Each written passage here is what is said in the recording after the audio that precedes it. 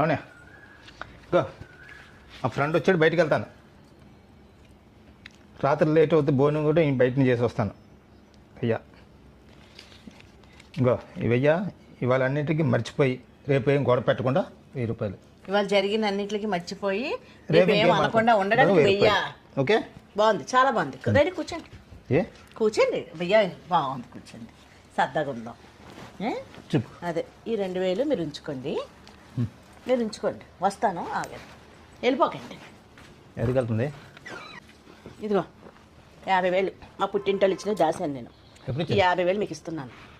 ఎంత అవసరమైతే తీద్దాం అనుకున్నాను, చాలా అవసరపడింది మీరు ఇచ్చిన 2000 కోసం. ఈ 50,000 ఇస్తున్నాను. నెల అంతా నేను ఏ పని చేయను, నేను ఏది చేయను. నేను ఇంట్లో అలా పడుకొని ఉంటాను, లెగిస్తాను, పడుకుంటాను, నా పనులు నేను చూసుకుంటాను. నేను ఎవ్వరికి వండి పెట్టను, నేను ఏమి చేయను. మీ నెల అంతా మీరు చెయ్యాలి. మాకు ప్రతిదీ డబ్బుతోని మనకి ఏవి వచ్చి ప్రేమ, అభిమానాలు, గౌరవాలు ఉంచుకోవాలి మనం. అంతేగాని డబ్బులు ఇస్తే పని అయిపోతుంది అనుకుంటే జరగని పని అది. అంతకన్నా డబ్బు ఉన్న వాళ్ళు ఉన్నారు, ఎవరికి పనులు ఏం జరగవు. మీ పని మీరు చేసుకోండి, నా పని నేను చేసుకోండి. సర్లే, నేను ఎక్కడికి వెళ్ళినా ఏం చేయను. నీ డబ్బులు పంచుకుని నాకద్దు, నీ మీ నాన్న ఇచ్చిన డబ్బులు నాకెందుకు. ఉంటాను, ఎక్కడికి వెళ్ళండి. సంతోషం. ఆ మాటలు మీకు నచ్చాయి కదా నేను చెప్పినవి? సరే, నీకు హ్యాపీ కదా, వెళ్ళను కదా ఎక్కడికి. డబ్బుతో ఎప్పుడు పనులు అయిపోతే అనుకోవద్దు. మంచితనం ఉండాలి, గౌరవం ఉండాలి, ప్రేమలు ఉండాలి. ఎప్పుడైనా మీకైనా నాకైనా సరే.